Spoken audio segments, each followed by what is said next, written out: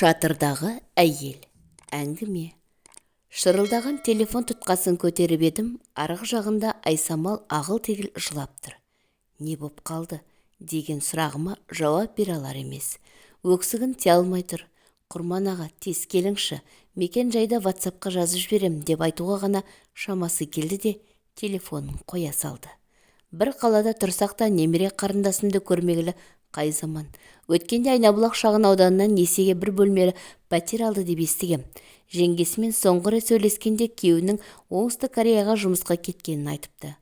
Лифтісі әлі іске қосылмаған 9 қабатты жаңа үйдің ең соңғы қабатына әрең көтерілдім. Есік ашық тұр екен. Айғай-шу, ұрыс-керіс байқалмайды. Бірі 4-ке, екіншісі 3-ке толған Дидар мен Дамир ойнап жүр. Ыдыс-аяқ жуып тұрған Айсамал мені көрген бетте бас салып құшақтап, солқылдап жылай бастады. Құрман аға, шешем қанымды ішіп бітті. Өзіңіз білесіз ғой, 10 жасымда әкемнен айырылысты. Кім көргеннің пәтерінде тұрдық. Соңғы кезде үйге неше түрлі еркекті ертіп келуді шығарды. Жұмыс істемейді, көршілерімен ұрсады. Осыдан бір апта бұрын айфонымды ұрлап кетті. Пышақ сілтеп қорқытты. Содан кейін есікті ашпайтын болдым. Қайдан табатынын білмеймін, біреулерді осында жібереді. Ол белгісіз адамдар әкімдіктенбіз, полицияданбыз деп күндіз-түні кеп мазан алады. Қастарында маманың барын білемін. Ашпаймын. Ақыры болмаған соң полиция шақырам деп қорқыттым. Бәрібір қоятын емес. Көршілерге барып, қызым үйден қуып жіберді, жейтін тамақ беріңдерші деп қайыр тілеп жүр. Ринат бір достарымен Кореяға жұмысқа кеткен. Күнде қорқып жатам. Алыста жүр ғой. Жолдасыма мына жағдайды айтқым келмейді. Бірақ ол онсыз да шешемнің қандай екенін біледі. Маман қазір қайда? Шатырда. Шатыры несі? Шатырда тұрады. Оның шатырда тұратын көршілердің WhatsApp'тағы чатынан білдім. Біздің шатырда Карлсон әйел пайда болыпты деп күнде жазады. Қызы қаңғыртып жіберіпті деп мені де тілдеп жатады. Пәтерден шығудан қалдым. Тысқа шықсам, саусақтарын шошайтып бір-біріне мені көрсетеді. Бұл үй ипотека бойынша салынған ғой. Көбі өзіміздің қазақтар. Сөздері таусылмайды. Мазалағаныма ренжімеңізші. Сізге айтпағанда кімге айтам? Елден ұят болды. Мамамды алып кетіңізші. Айсамалды бұдан ары тыңдап тұра алмадым. Шәй іш дегеніне қарамастан шатырға бір-ақ шықтым. Әпкем астына қысқы курткасын салып қойған. Бұрқыратып шылым шегіп отыр. Құрылысы толық аяқталмаған үйдің шатыры шаң-тозаң. Терезелері орнатылғанымен бір жерден жел уілдеп тұр. Әпкем менің келетінімді күтпегенмен аяқ асты пайда бола қалғаныма таңдана қойған жоқ. Құрмашым-ау деп құшақтап бетімнен сүйді де, сені ана сучка шақырды ғой, я? Бұзылған неме, күйеуі Кореяда. Ал ол болса балаларын ұйықтатып тастап жігіттеріне кетеді.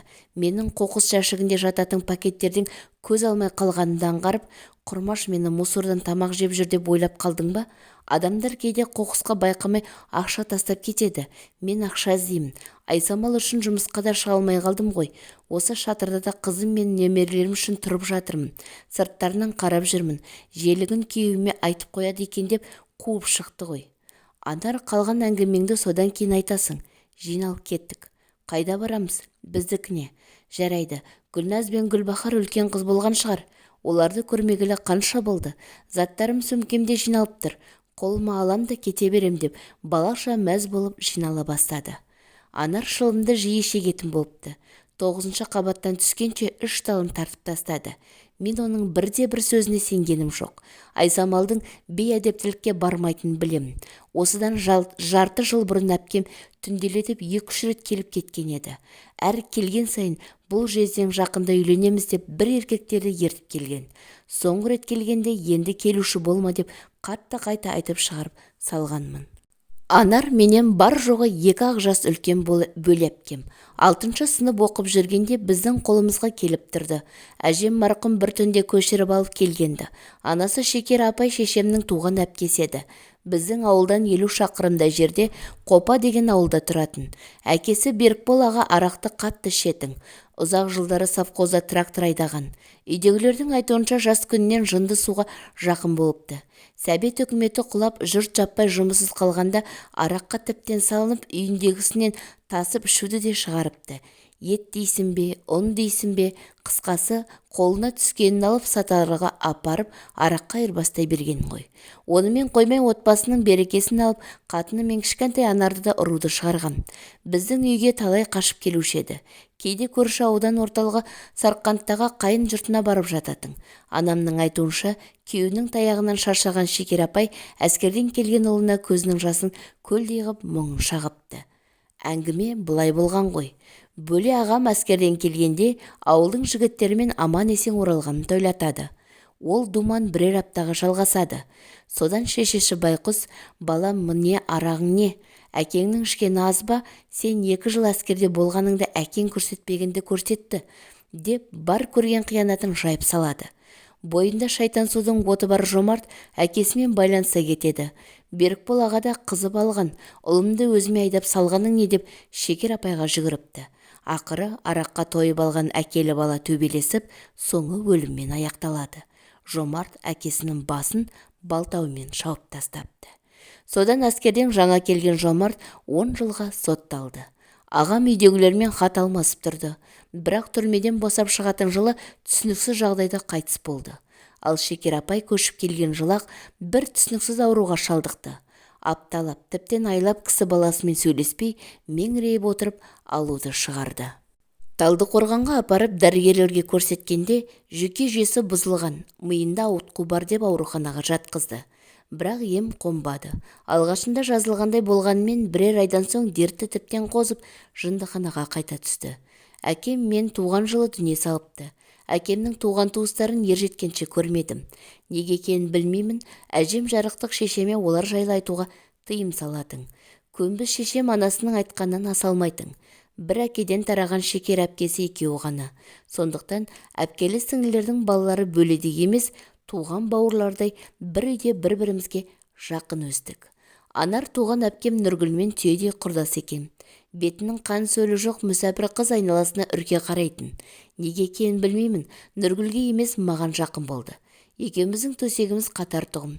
Ата-анасы мен ағасының ойлап түнімен жылаушы еді. Оның үстіне қуығы ұстамай үнемі бұтына жіберіп қоятын. Таңертең әжем ылғи тұра сала Анардың көрпесін жұлып алып, ой шыжынған шығай, тағы да бұтыңа сүйдің бе? Үйдің бәрін састың ғой. Ағасы туған әкесін өлтірген қаныпезер. Өзі дардай қыз болса да бір шыжын кегір. Марқұм әкесі алқаш еді ғой. Алқаштан қайбір оңған бала тушы еді, деп үйді басына көтеретін.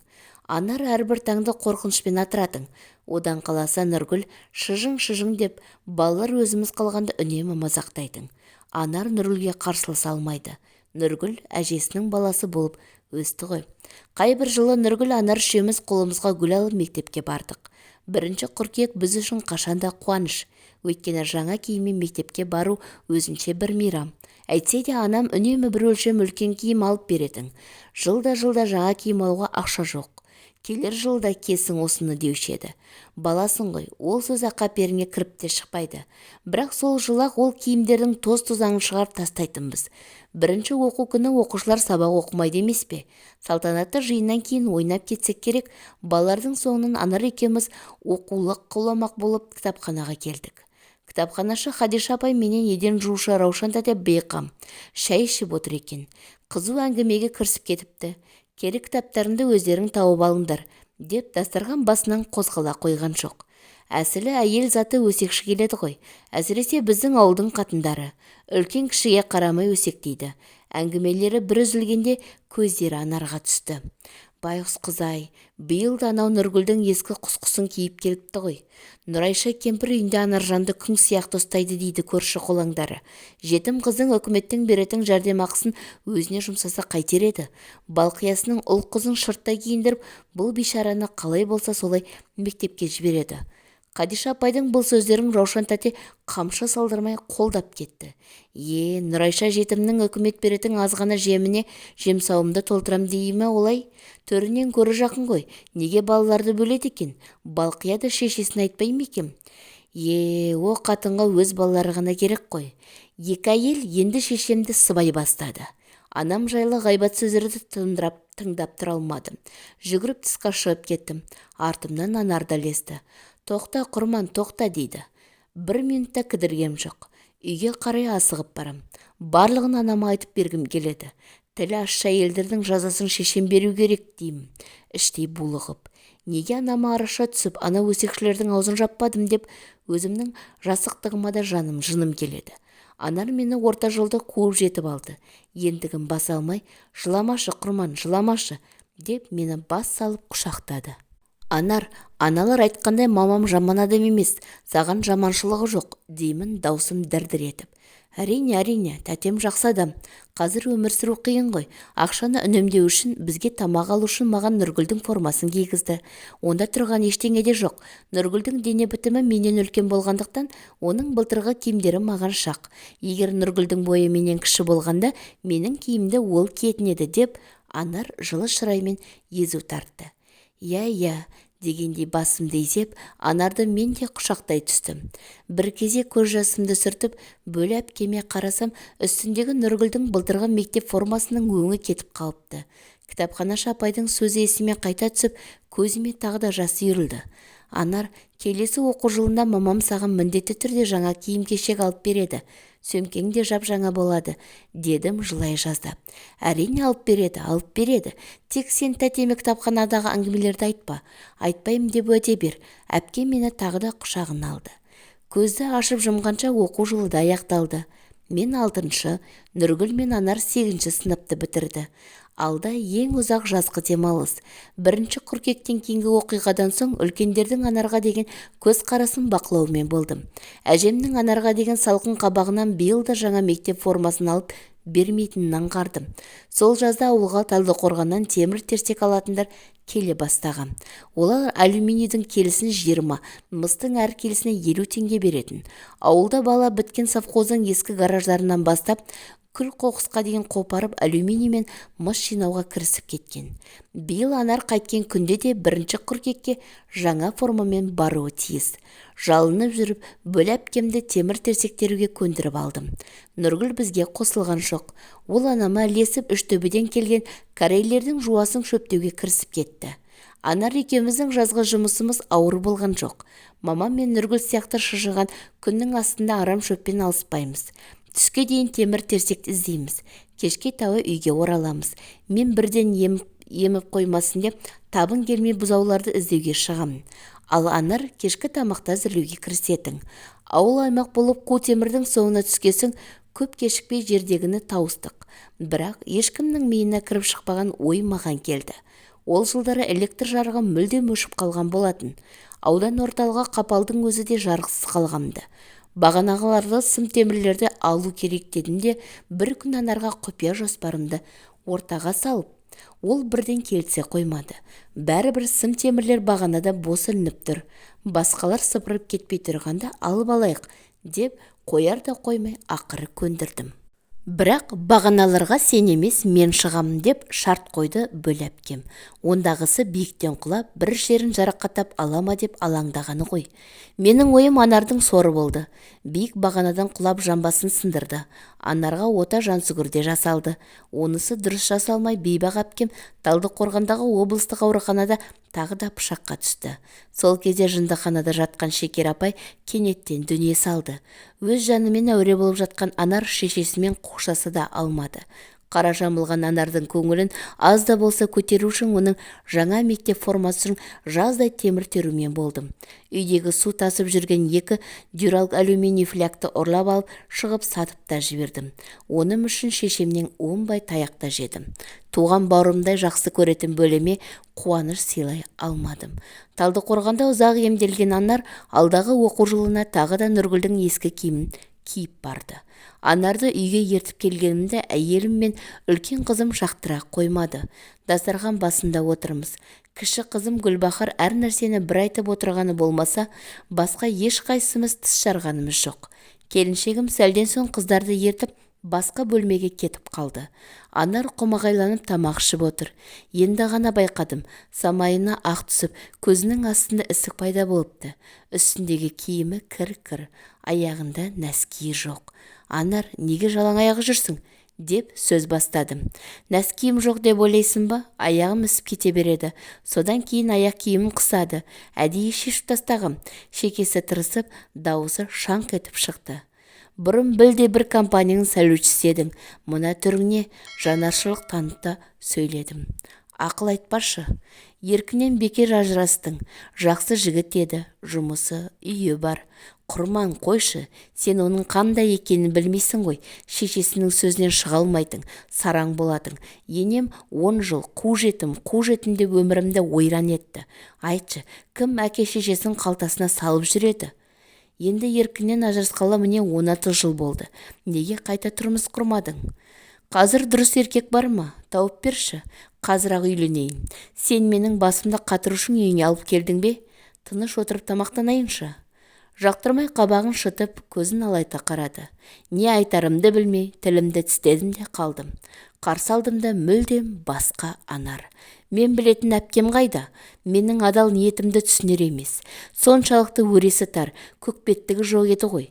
Өзімді итіп отырған бір сүйкімсіз адамдай сезініп, орнымнан тұрып, кетіп қалдым.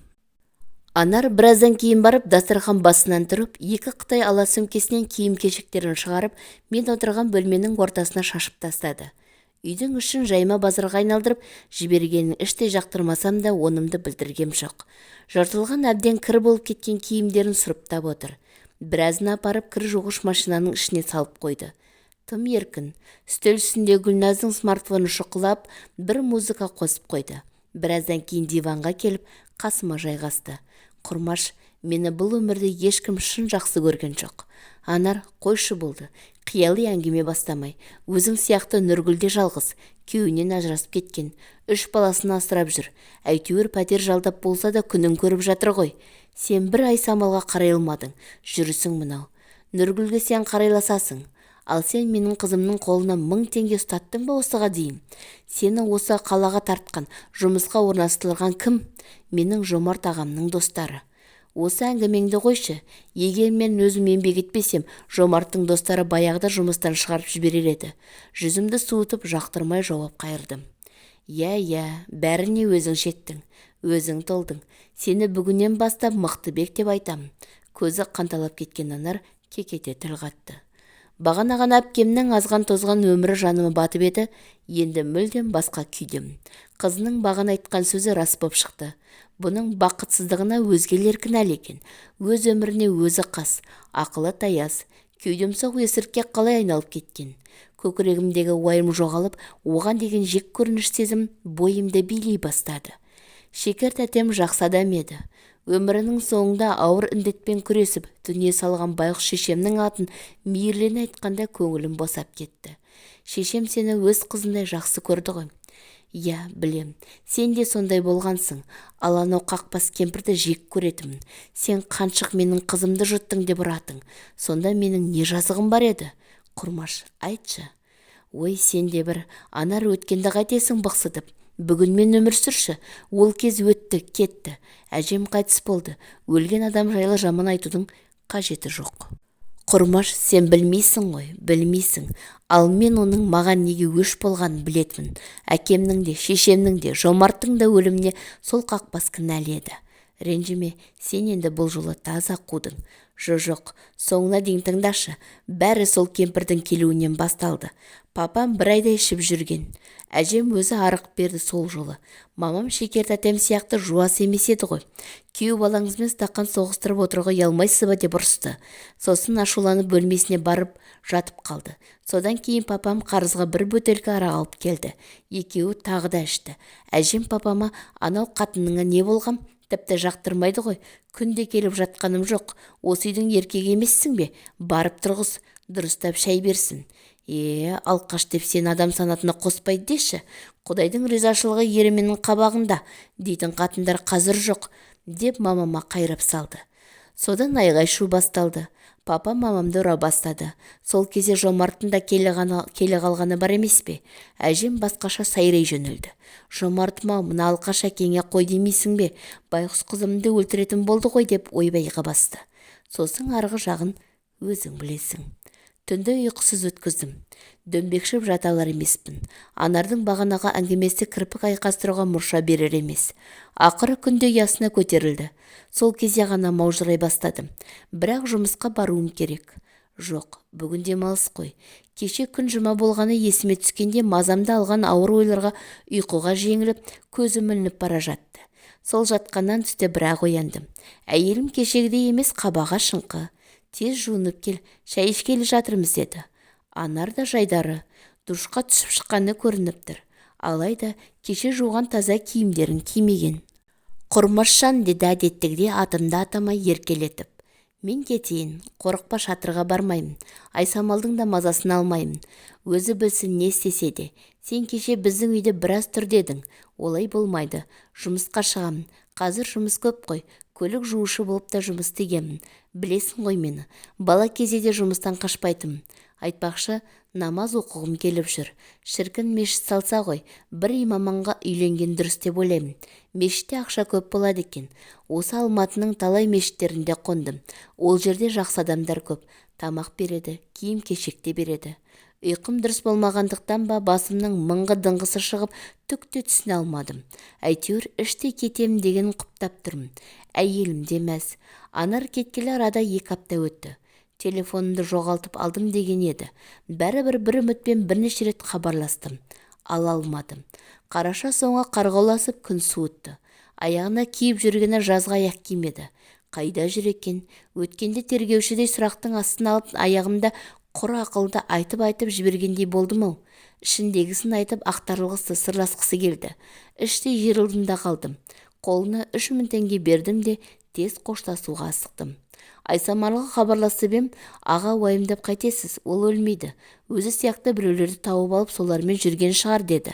Мен қазір Айсамалды да түсінуден қалдым. Әрине өзімді де. 11-ші сыныпты бітірген жылы Талдықорғандағы құрылыс колледжіне түскен едім. Анар қалаға үйренгенше 1-ші жылы біздің қасымызда бол деп жатақханаға жібермей қойды. Жездем екеуі жарасымды жұп. Айсамал қуыршақта сүйкімді бала. Еркін ол кезде ғана лейтенант. Қаланың сыртындағы әскери бөлімде қызмет етеді. Жұмыстан кеш келетін. Әпкем екеуміз жездеме арнап тамақ әзірлейміз. Айсамал болысқандай болып жүреді. Анар екеуміздің әңгімеміз бітпеуші еді ғой. Назардан тыс қалып қалған кішкентай Айсамал балконнан қуыршағын лақтырып жіберіп, алып кел деп еркелеп жылайтын. 4-ші қабаттан жүгіріп түсіп, әкеп беремін. Қуыршағыңды енді лақтырсаң, балконнан өзім секіріп кетемін деймін. Секірме, сені кім көтеріп алып келеді? Менің шамам жетпейді, ал мамамның қолы бос емес, тамақ істеп жатыр, деп шыр-пыр болатын. Біз күлетінбіз. Ол бір тамаша күндер еді. 1-ші курсты жақсы деген баға аяқтағанмен, колледжді де өз еркімен тастап Алматыға кетіп қалдым. Шешем ауырып, жұмыс істеуіме тура келді. Анар мен Еркіннің айырылысқанын үйдегілерден естідім. Дәлірек айтқанда, әжемнен. Анамның қалын білу үшін жұмыстан 2-3 күнге сұранып келген болатым. Кешкі ас үстінде әжем, Талдықорғандағы қыздарға соқпадың ба, деді. Жоқ, Үшаралдың автобусымен тіке өтіп кеттім, деп жауап қайтардым. Анау Анар әпкең байынан ажырасып кеткен бе деп қойып қалдым. Әжемнің сөзіне сене алатын емеспін. Сұраулы жүзбен анама қарадым. Қайта-қайта жөтеліп отырған адам да маған бұрылды. Тіл қатқан жоқ. Өкінішке қарай, солай болды деген жазуды жанарынан оқыдым. Әпкен жұмысында бастығымен әуей болыпты. Жатыры қанғын ғой. Алқаш әкесінің қарындасы Дидакү еді. Қан деген жібермейді ғой екен, деді әжем тағы да тыныш отырмай. Тәбетім қашып орнымнан тұрып кеттім. Біз тұрып жатқан Шаңырақ ықшам ауданында жер үйлер ғана бар. Рысқұлов көшесіне шыққанда көп қабатты үйлерді көріп, Анар қай шатырда тұрып жатыр екен деп ойлауды шырғардым. Онымды түнеу күн әйеліме айтып ем, жынды әпкеңді іздеп Алматының барлық шатырларына шығып жүрме деп күлді. Анар қыстың соңғы айы ақпанда бір-ақ табылды. Бөлім меңгерушісі Маргарита Сергеевна мені жылы қарсы алды. Психикалық сауықтыру орталығымның аурасы ауыр екен. Дәрі есі сіңіп кеткен дәліздерде адам қарасы көп екен. Тек медбикелердің жетектеуімен 1-2 емдеушілерді көзім шалды. Маргарита Сергеевна кәдімгі аурухананың дәрігерлерінде жеке кабинетінде қабылдаған жоқ.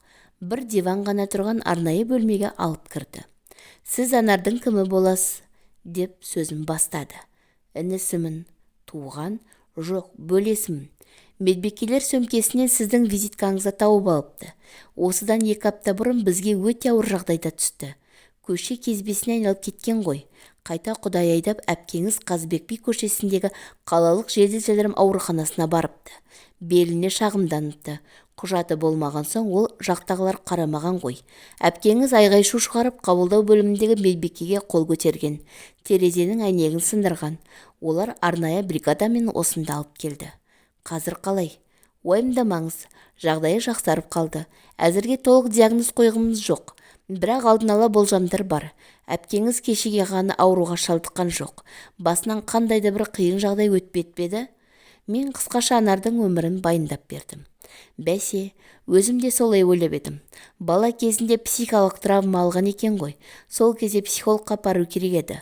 Соңғы рет көргенде жүріс-тұрысынан сөзінен не байқадыңыз? Желегі басылмай кетті ғой. Аузымнан бұл сөздің қалай шығып кеткенін байқамай қалдым. Сіздер еркектер ондайды кешіре алмайсыздар, намыстана қаласыздар. Дәрігерім бұл сөзін жақтырмадым. Оның бетіме шығып кетсе керек, Маргарита Сергеевна қоштаса бастады. Ұзақ жата ма дедім сасқанымнан. Бізге осы айдың 6 күні түсті. Толық бір ай емделеді. Содан кейін дәрілерін беріп үйге отпускеге жібереміз. Аптасына 1 рет алып келіп тұрасыз. 2 аптадан кейін жағдайына байланысты көреміз. Қазір бір медбикені жіберем, әпкеңізбен жолықтырады. Сау болыңыз, деді де кетіп қалды. Көзі қысыңқы келген, ет жеңділеу, жасы шамамен 50-ден асқан медбикеге ілесіп, әйелдер бөлімшесіне кірдім. Есік арнайы кілтпен ашылады екен. Ұзын дәлізде 10 шақты әйел ары-бері теңселіп жүр. Мені көргенде барлығы кілт тоқтай қалды. Бейне біреу бұйрықпен тоқтаңдар дегендей. Маған меңірейіп қарап біраз тұрды да қайтадан қозғала бастады. Теледидардың даусы шығып тұрған бөлмеден қалың көзілдірік таққан, ыржалаң еткен бір орыс әйел шығып, қасыма жетіп келіп тергей жөнелді. Кімге келдіңіз? Кімге келдіңіз деймін, неге үндемейсіз? Анарға. Кімі боласыз? Інісім. Бәрекелді, танысып қоялық. Атым Ольга Павловна, әпкеңіздің адвокаты боламын. Бізде керемет жоспар бар. Сараң жездеңіз ажырасқанда пәтерін шешесінің атына жазып жіберген екен ғой. Соны алып беремін. Сіз біздің командамызға кірісесіз ғой. Не айтарымды білмей састым. Жүзіне зер сала қарадым. Қалың көзілдіріктен жанары көрінбейді. Аузы бір жағына қисайып кеткен екен. Яй дей бергенім сол еді, тағы біреу келді. Әукесі шығып кеткен толық денелі қыз бала. Қанша мол денелі болғанмен бет жүзінен 30-ға толмағаны көрініп тұр. Ағай, мен сурет саламын. Көріңізші, тез көріңізші, қазір медбикелер көрсе тартып алады. Өзін әлем деп таныстырған қыз киіммен тартқылай бастады. Оның суреттерін көрем дегенде үшінші бір әйел келіп темекі сұрай бастады. Бұл үшеуіне мені бағанағы медбике арашылап алды. Барыңдар бөлмелеріңе деп айғай салды көзі қысыңқы келген әйел. Үшеуі зып беріп келген жақтарына тайды. Бірер минуттан кейін тәпішкесін сүйретіп Анар келді. Екеуміз кездесу бөлмесіне кірдік. Үстелге алып келген тамақтарымды шығардым. Алайып бір қарады да басын изеп амандасқандай болып тамақ жей бастады. Еден жуып, темекі тауып жүрмін. Шылым алып келмедің, деді басын үстелден көтермей. Қалтамдағы жарты қорап темекімді үстелдің үстіне қойдым. Аузына қасықпен тамақ салып жатып, екінші қолымен кенттің пачкасын қалтасын салып алды. Көрші үстелде қызына тамақ беріп болып, ыдыс-аяғын жіне бастаған жас 60-тағы әйел адам целлофан пакетті сатырлата бастады. Анар әлгі кісіге жалт бұрылып, пакетіңді сытырлатпай жина. Қазір мына қасықпен көзіңді шұқып аламын деп айғайлады. Бағана Маргарита Сергеевна не айтса да қарсы сөйлемеңіз деп ескерткен. Үндемедім. Көрші апа да сөйлеген жоқ. Тек бағанаға көзі қысыңқы медбике жетіп келді. Анар, тыныштық па? Не болып қалды? Деді жымиып. Тыныштық. Несі тыныштық? Мен мына жерден қашан шығамын? Қайда сығасың? Дұрыстап емделіп ал, деп медбике Анардың ақырын арқасынан сипап қойды. Жұмыс істеуім керек. Наурыздың 10 күні қызымның туған күні. Сыйлық жасауым керек. Емделіп шықсаң, қызыңа солда сыйлық. Оның зырасы дегенде әпкем басылып қалды. Тойдым дегенде алдындағы тәрелкені бір жаққа қыстырып қойды да, мені бір жағынан жынды қылған Айсамал ғой. Әкемнен айырдың, үйсіз өстім деп ылғи миымды жейтін еді. Тіл қатпадым. Әпкем екеуміздің қып-қысқа бірге отырған осы сәт мәңгілікке айналғандай. Тұман арасында аласұрып, жол таппай тұрған жолаушыдаймыз. Ол ауыр күрсінді. Бұдан әрі үнсіз отыруға болмайды деп ішкі даусым. Анар, бәрі жақсы болады. Дәрігермен сөйлестім. Ертең-ақ емделіп шығасың. Жоқ, бұл жолы әпкемнің даусы баяу шықты. Мені өзіңмен бірге алып кет. Мына жерде мен адам болмаймын. Білесің ғой, мамамның да осындай жерде қайтыс болғанын. Айсамалға да, сенің де үйіне бармаймын. Мен шатырда тұра берем. Анар көзінен аққан жас пен мұрнынан тамағынан сораны елейтін емес. Солқылдап жылай берді.